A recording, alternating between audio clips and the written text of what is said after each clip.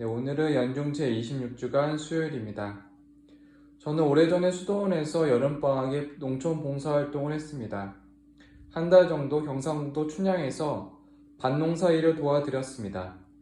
낮에는 일하고 숙소에 돌아와서는 식사를 준비하고 기도 생활을 했습니다.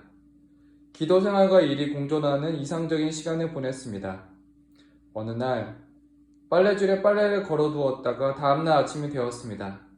그런데 제 티셔츠가 땅에 떨어졌고 집에 있던 강아지가 제 옷 위에서 밤새 편히 쉬었습니다. 그 옷에는 강아지의 털이 잔뜩 묻어 있었습니다. 저는 강아지의 채취가 담긴 티셔츠를 입기 싫었고 버리고 싶었습니다. 하지만 장상수아님은 제게 세탁해서 입으세요 라고 하셨습니다. 저는 받아들이기 힘들었지만 고민하면서 한 가지 받아들여야 하는 의미를 찾았습니다. 청빈이었습니다. 물질적인 소유에서 자유롭고 재화를 아껴 써야 함을 생각했습니다. 작은 이유 때문에 옷을 버리는 것은 맞지 않았습니다. 다른 사람들에게는 고민이 아닌 문제일 수도 있지만 저에게는 어려웠습니다. 예수님을 따르는 것이 쉽지 않음을 기억합니다. 오늘 복음에서는 예수님을 따르는 길에 대한 설명입니다. 첫 번째 사람이 예수님을 따르겠다고 합니다. 예수님께서는 당신은 머리에 기댈 곳조차 없다고 하십니다.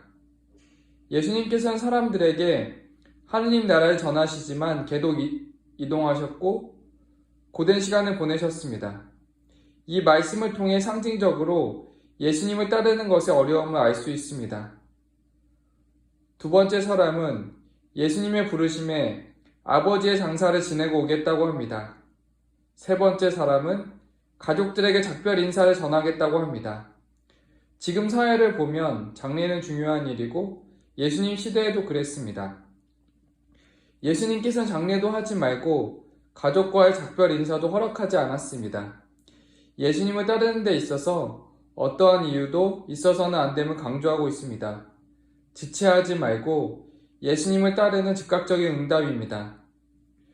탈출기의 모세도 부르심에 지체하는 모습을 보여줍니다.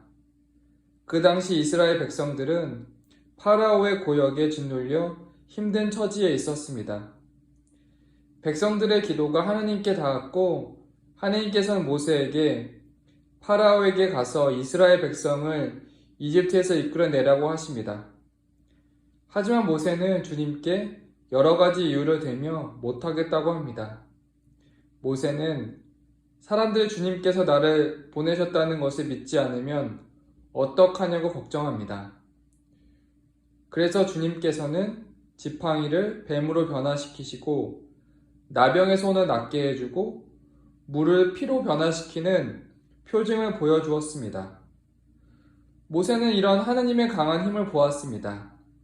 하지만 그는 다시 말솜씨가 없어서 못하겠다고 합니다. 이에 주님께서는 모세에게 화를 내셨습니다. 그리고 그의 형 아론을 통해서 모세를 돕게 하겠다고 하십니다. 주님께서는 당신이 우리에게 하는 말씀에 모세처럼 못하겠다고 핑계를 대지 말라고 하십니다. 우리는 합리적인 이유를 만들지만 주님께는 그 이유가 합당하지 않습니다.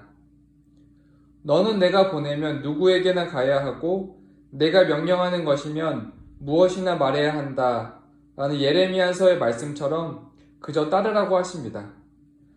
하느님께서는 그저 단순한 응답을 바라시며 나를 따라라 하십니다.